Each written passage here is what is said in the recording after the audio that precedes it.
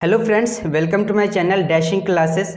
सो friends, आज के video से हम लोग शुरू कर रहे हैं रिलेशन एंड फंक्शन को। क्लास 11th का चैप्टर सेकेंड है रिलेशन एंड फंक्शन। तो रिलेशन और फंक्शन को समझने के लिए आइए हम समझते हैं कार्टेशियन प्रोडक्ट ऑफ सेट्स को। सो देखते हैं कार्टेशियन प्रोडक्ट्स ऑफ सेट्स। अब फ्रेंड्स, ये कार्टेशियन प्रोडक्ट ऑफ सेट्स को समझने के लिए हम करते क्या हैं, दो सेट लेते हैं। ठीक, मैं यहाँ आपसे ये उम्मीद कर रहा हूँ कि सेट्स के बारे में आपको थोड़ा बहुत नॉलेज है। ठीक है, तो हम दो सेट लेते हैं। एक हमने सेट ए ले लिया और सेट ए में हमने एलिमेंट इंसर्ट किया 1, 2 और 3। ये तीन एलिमेंट हमने सेट ए में इंसर्ट कर दिया। और सेट बी लिया हमने, और सेट बी में हमने एलिमेंट 4 और 5 इंसर्ट कर दिया। ठीक है फ्रेंड्स, ये हमारा सेट ए है और ये सेट बी हो गया। अब कार्टेशियन प्रोडक्ट को समझने के लिए हमें ज़रूरी क्या है, तो आप जो है पेयर बनाइए कर सेट ए के एलिमेंट का सेट बी के एलिमेंट के साथ। क्या करना है, हमें पेयर बनाना है सेट ए के एलिमेंट का सेट बी के एलिमेंट के साथ। तो जब आप ऐसा करेंगे तो चलिए हम ये जो है इस तरह से कुछ ये कर लेते हैं। एलिप्स बना लिया हमने ये। अब ये जो एलिप्स है, मान लीजिए सेट ए है, और ये जो एलिप्स है दूसरा एलिप्स हमने बना लिया, मान लीजिए सेट बी है। अब इसमें जो एलिमेंट है वो कौन कौन से हैं, 1, 2 और 3 है। सेट ए में यही एलिमेंट है, और सेट बी में जो एलिमेंट है वो है 4 और 5। ठीक है, ये सेट ए और ये सेट बी हो गया।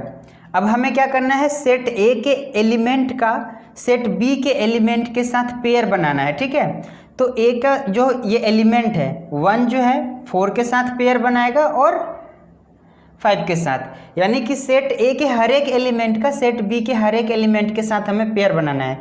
तो 1 का हमने बना लिया पेयर, तो क्या मिला 1, 4। दूसरा पेयर बनाएंगे हम 1, 5। थर्ड पेयर बनाएंगे तो क्या होगा 2, 4। फिर क्या होगा 2, 5। ठीक है, फिर और पेयर बनाएंगे तो 3, 4। और भी पेयर बनाएंगे तो 3, 5।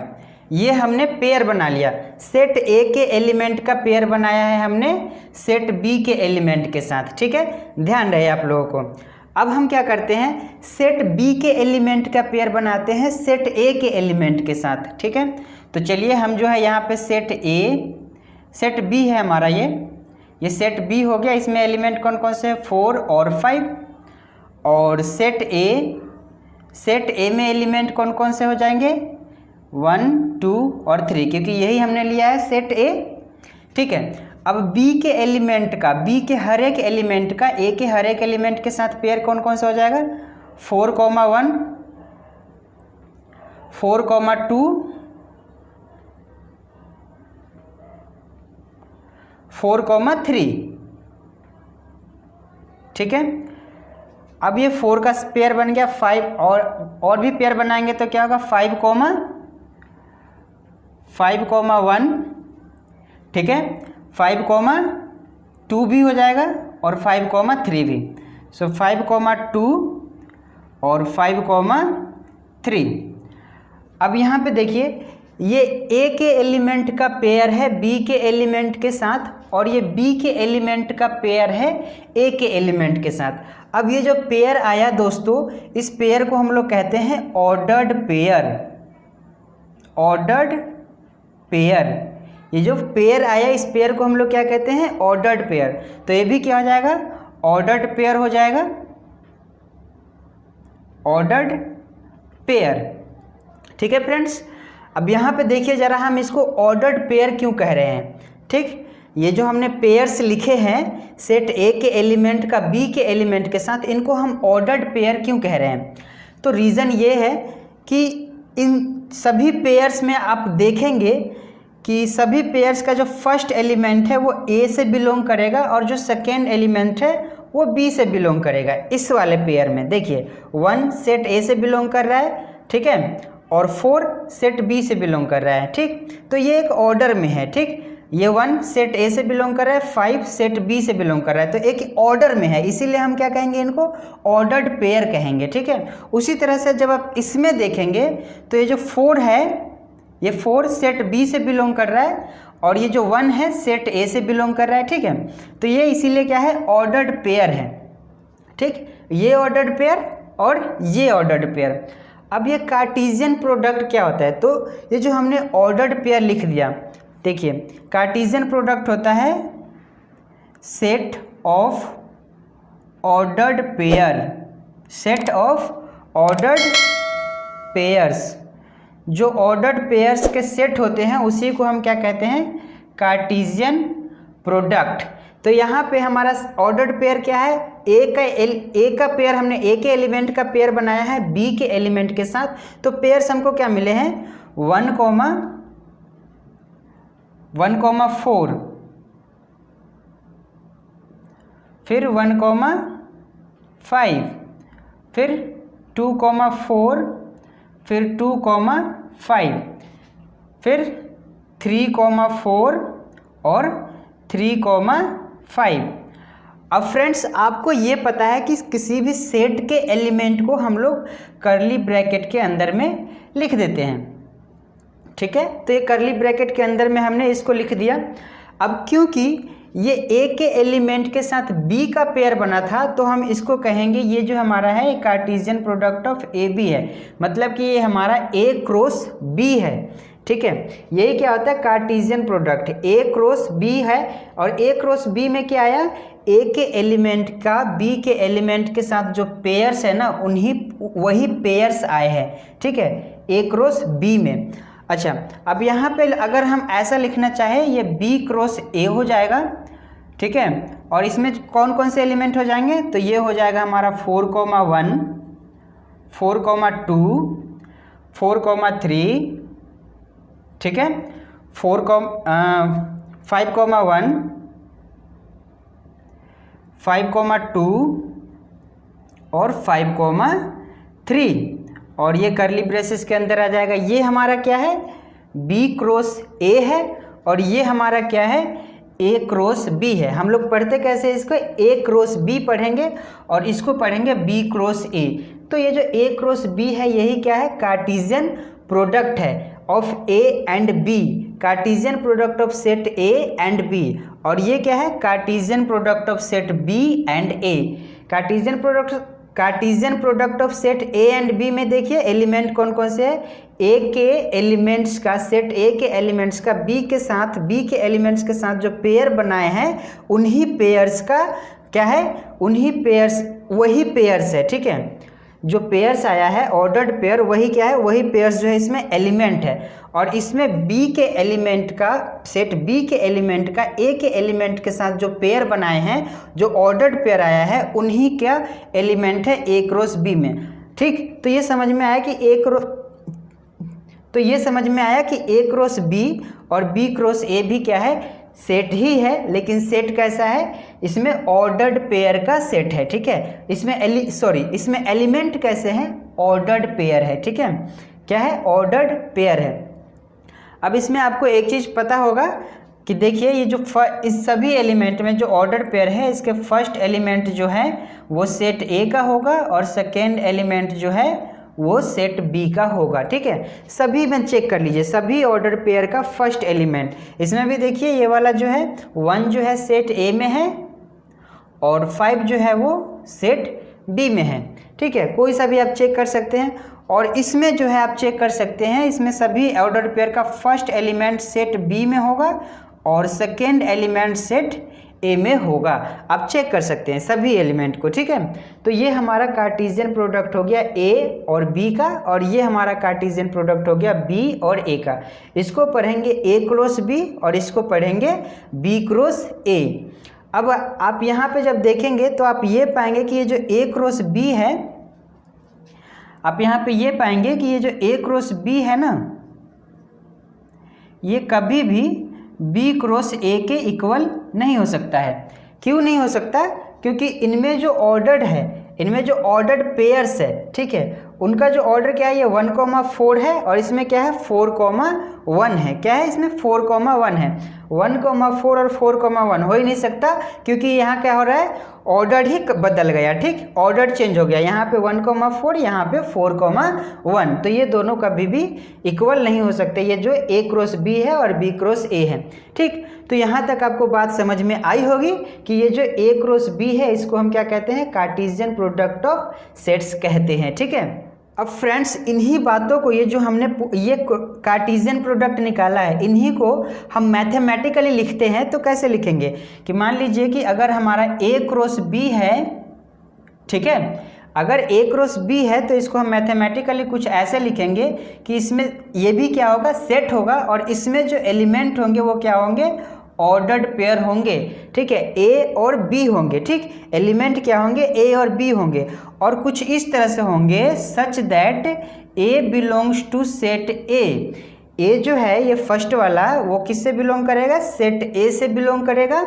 और सेकेंड एलिमेंट ऑर्डर पेयर का जो है, and B belongs to B, second element जो है वो सेट B से बिलोंग करेगा। ठीक है, तो इसको हम मैथमेटिकली कुछ इस तरह से लिख सकते हैं, जैसा कि अभी आपने यहाँ पे देखा कि 1 जो है वो सेट A से बिलोंग कर रहा था, और 4 जो है सेट B से, A क्रॉस B में। ठीक है, तो सारे में यही कंडीशन होगा, तो ये हमने मैथमेटिकली हम इसको कुछ इस तरह से लिख सकते हैं। ठीक है, तो आई होप कि आपको यहाँ तक बातें जो है क्लियर हुई होगी कि कार्टेशियन प्रोडक्ट क्या है। ठीक है, अब फ्रेंड्स आपको जो है कार्टेशियन प्रोडक्ट ऑफ A और B समझ में आ चुका है।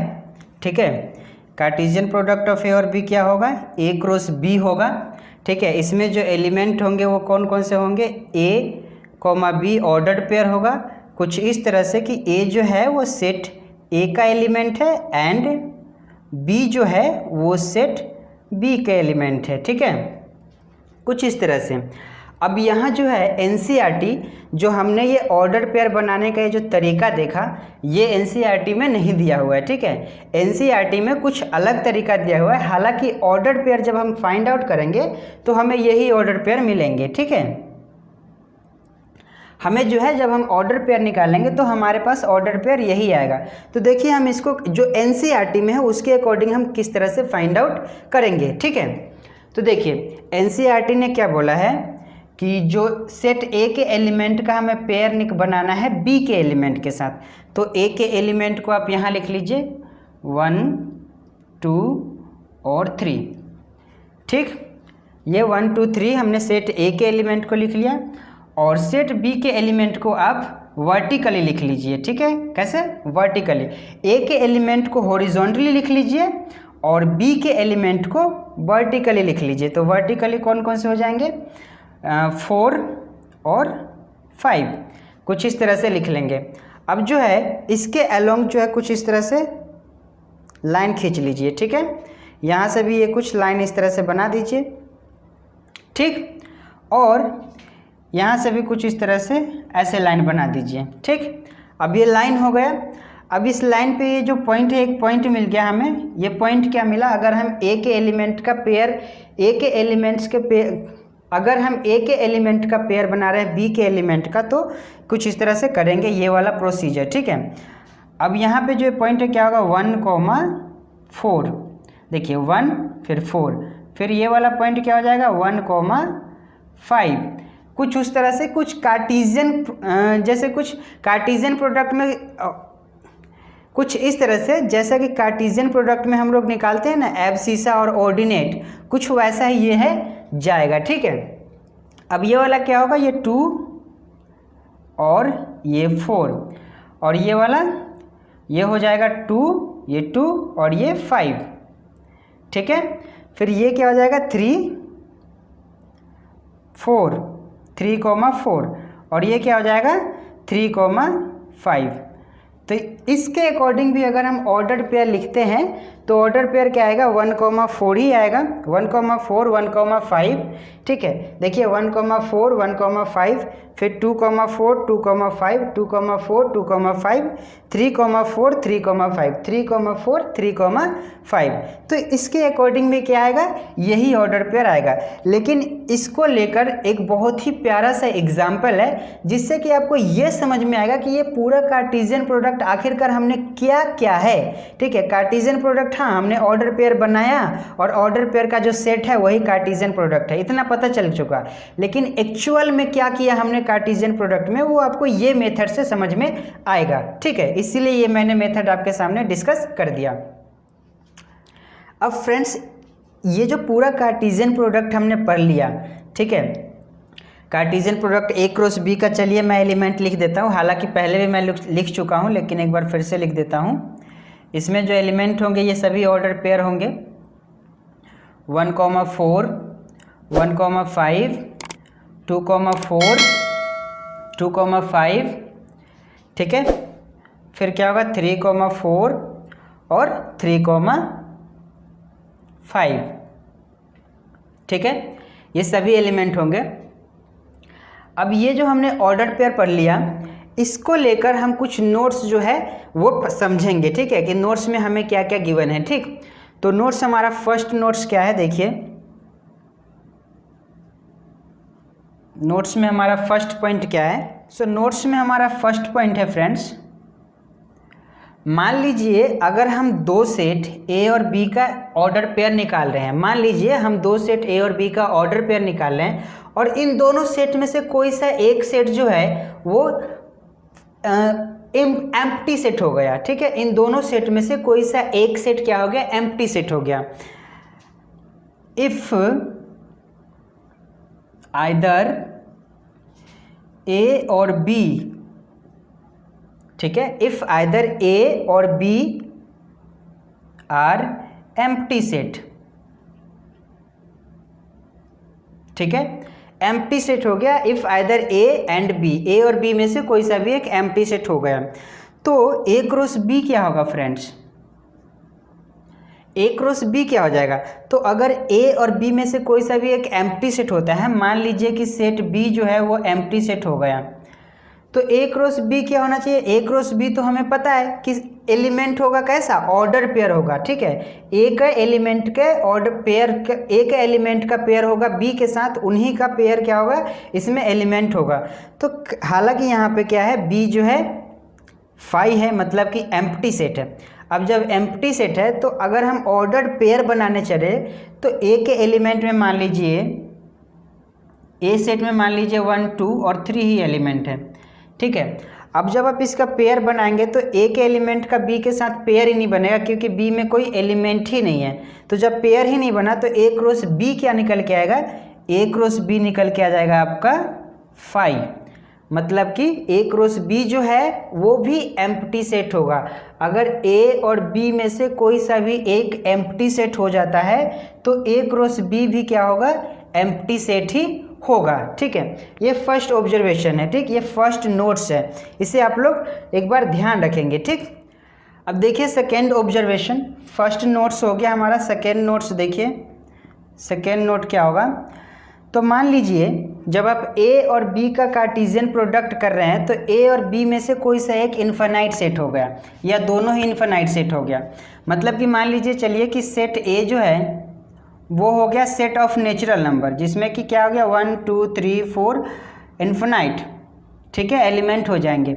और सेट बी हो गया, सेट बी में मान लीजिए सेट बी में जो एलिमेंट हो गया वो होल नंबर हो गया, 0, 1, 2, 3, 4 and so on. Set B में ये होल नंबर हो गया। अब जब आप ए क्रॉस बी निकालेंगे और ए क्रॉस बी के लिए जब ऑर्डर्ड पेयर बनाएंगे तो कितने ऑर्डर पेयर होंगे इसमें, देखिए 1,0 ए के एलिमेंट बी के साथ पेयर बनाएंगे तो 1 जो है बी 0 के साथ बनाएगा, 1 1 के साथ बनाएगा तो 1,1, 1 2 के साथ बनाएगा तो 1,2, 1 3 के साथ बनाएगा तो 1,3, 1 4 के साथ बनाएगा तो 1,4, 1 5 के साथ बनाएगा तो 1,5। इस तरह से बहुत सारे, मतलब कि कितने एलिमेंट होंगे, कितने ऑर्डर पेयर होंगे इस सेट में, इस प्रोडक्ट में ए क्रॉस बी में, तो मतलब कि इन्फिनाइट होंगे। अब जब इन्फिनाइट होंगे, ठीक है, यानी कि ये ए क्रॉस बी क्या आ गया, ए क्रॉस बी हमारा इन्फिनाइट सेट हो गया, ठीक है। कौन सा सेट हो गया, इन्फिनाइट सेट हो गया, क्योंकि यहाँ पे क्या है, ए क्रॉस बी भी तो क्या है, सेट ही तो है। तो ये क्या हो गया, ए क्रॉस बी इन्फिनाइट सेट हो गया। कार्टेशियन प्रोडक्ट में जो एलिमेंट है, मतलब कि जो ऑर्डर पेयर होंगे वो इन्फिनाइट होंगे, बहुत सारे होंगे, ठीक है, इसीलिए भी इन्फिनाइट सेट हो जाएगा। ठीक, तो ये ध्यान रखना है, जब दो सेट जो है, दो सेट या कोई सा एक सेट ही इन्फिनाइट हो जाता है तो ए क्रॉस बी भी क्या होता है, इन्फिनाइट ही हो जाता है। ठीक है, तो इस बात को आप ध्यान रखिएगा। अब हमारा थर्ड ऑब्जर्वेशन है या थर्ड नोट्स है, अब हमारा थर्ड नोट्स है, two sets are equal, two ordered pair are equal, two ordered pairs are equal, और ये इक्वल हो सकता है एक ही कंडीशन में, इफ़, ये आई डबल एफ इफ़ का मतलब है इफ़ एंड ओनली इफ़, ठीक है, if and only if when first element of first order pair, मान लीजिए इस एक हमने ऑर्डर पेयर लिख लिया एक्स वाई, इसमें एलिमेंट और दूसरा एलिमेंट हमने लिख लिया 5 और 4, ठीक है, दूसरा ऑर्डर पेयर हमने लिख लिया 5 और 4। अब ये जो ऑर्डर पेयर है ये इक्वल जब ही होंगे जब फर्स्ट ऑर्डर इस वाले ऑर्डर पेयर का फर्स्ट एलिमेंट इसके साथ इक्वल होगा, यानी कि x जो है वो 5 के इक्वल होगा, ठीक है, और y जो है वो 4 के इक्वल होगा।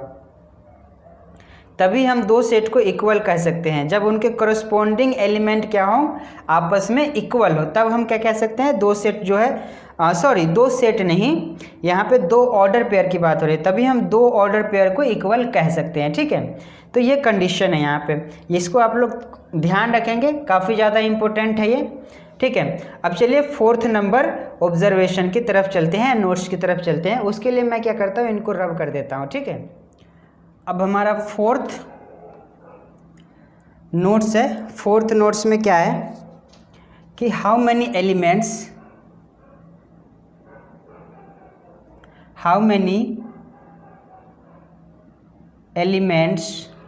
और we can say ordered pair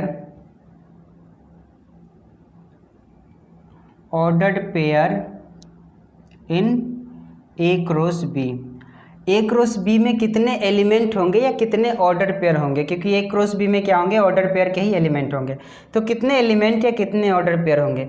तो इसके लिए ये मान लीजिए कि अगर सेट ए में एलिमेंट पी है, ठीक है, अगर सेट ए में एलिमेंट पी होता है और सेट बी में नंबर ऑफ एलिमेंट जो है वो क्यों होता है, ठीक है, अगर सेट ए में पी है और सेट बी में क्यों है, तो number of element in A cross B या number of ordered pair in A cross B will be P Q.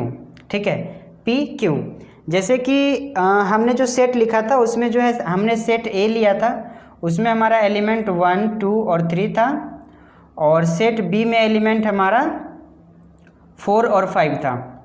ठीक है, अब हमने जब ए क्रॉस बी लिखा तो यहाँ पे ए में कितने एलिमेंट है, 3 है, 3, और सेट बी में कितने एलिमेंट है, 2 है, तो n क्रॉस तो number of element in A cross B कितना हो जाएगा, 3 इंटू 2, 3 इंटू 2 मतलब कि 6 एलिमेंट हो जाएंगे या 6 ऑर्डर पेयर हो जाएंगे। हमने जो निकाला था उसमें आप काउंट कर सकते हैं 6 ही होंगे, या तो ये ए क्रॉस बी जो है यहाँ पे ये तो दूसरा है फाइनाइट वाला है, हमने वो रब कर दिया, उसमें आप काउंट कर सकते हैं। ठीक है, या तो आप निकाल के भी देख सकते हैं, हम ये सेट लिख सकते हैं। देखिए ए क्रॉस बी में कौन कौन से एलिमेंट हो जाएंगे, ए का एलिमेंट बी के साथ पेयर बनाएगा तो ये 1,4, 1,4, 1,5, ठीक है, फिर होगा 2,4, फिर 2,5, ठीक है, फिर 3,4, 3,5। देखिए जरा इसमें कितने एलिमेंट है, कितने ऑर्डर पेयर है, 1, 2, 3, 4, 5, 6 ही है, तो ये वाला फॉर्मूला जो है हम यूज करेंगे नंबर ऑफ एलिमेंट या ऑर्डर पेयर निकालने के लिए इन ए क्रॉस बी। ठीक है, तो काफ़ी ज़्यादा इंपॉर्टेंट है, ये बात भी आपको ध्यान में रखना है, इस बात को भी। ठीक है, अब दोस्तों फिफ्थ नंबर जो है, फिफ्थ नंबर है हमारा ऑर्डर्ड ट्रिपलेट, ऑर्डर्ड ट्रिपलेट, ठीक है। अब ये ऑर्डर ट्रिपलेट क्या है इसको समझेंगे हम लोग, ठीक है। तो थोड़ा सा हम क्या करते हैं, पहले स्पेस बना लेते हैं क्योंकि स्पेस तो है नहीं, तो स्पेस बना लेते हैं। सो फ्रेंड्स समझते हैं ऑर्डर ट्रिपलेट को। तो ऑर्डर ट्रिपलेट कुछ नहीं होता है, ये भी क्या होता है, कार्टेशियन प्रोडक्ट ऑफ सेट्स ही होता है। लेकिन जो हमने ऑर्डर पेयर निकाल के जो सेट लिखा था वो हमारा A क्रॉस B था, 2 सेट का हमने कार्टेशियन प्रोडक्ट लिखा था।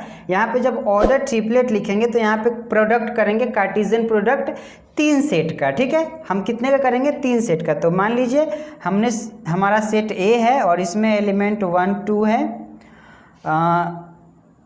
सेट है ये, और सेट B है, इसमें एलिमेंट मान लीजिए 3 है, एक ही एलिमेंट है, मान लीजिए सिंगलटन सेट है ये। और सेट C है, इसमें एलिमेंट 4 है, ये भी सिंगलटन सेट है।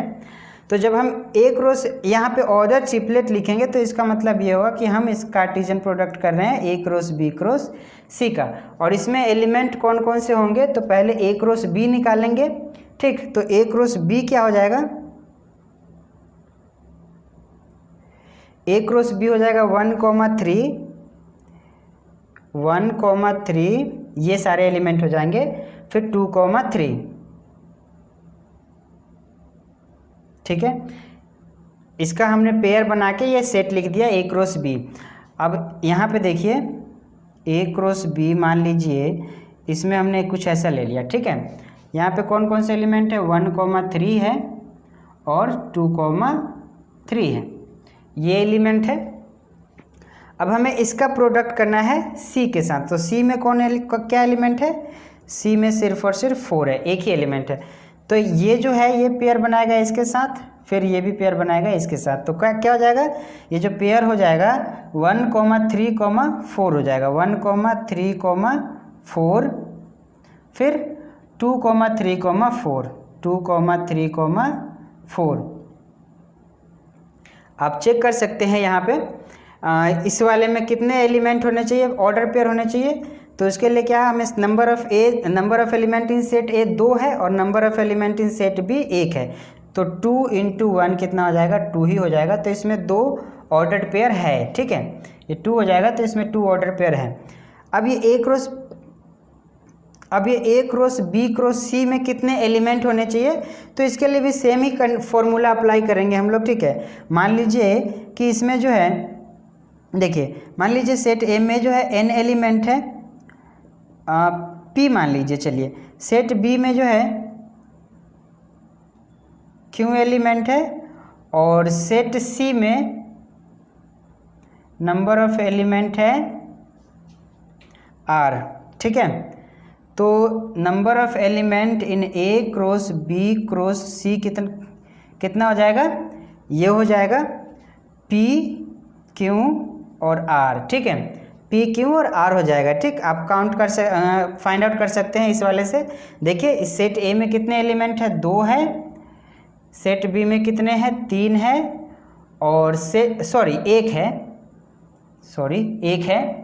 1 है, और सेट C में भी 1 ही है। तो 2 1 जा 2 और 2 1 जा 2, 2 ही एलिमेंट होने चाहिए A cross B cross C में।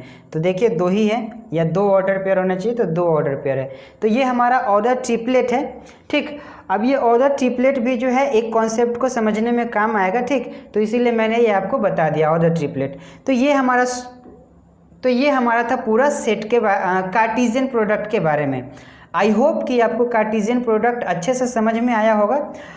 अगर मुझसे कुछ चीज़ छूट गई हो तो प्लीज़ आप लोग जो है कमेंट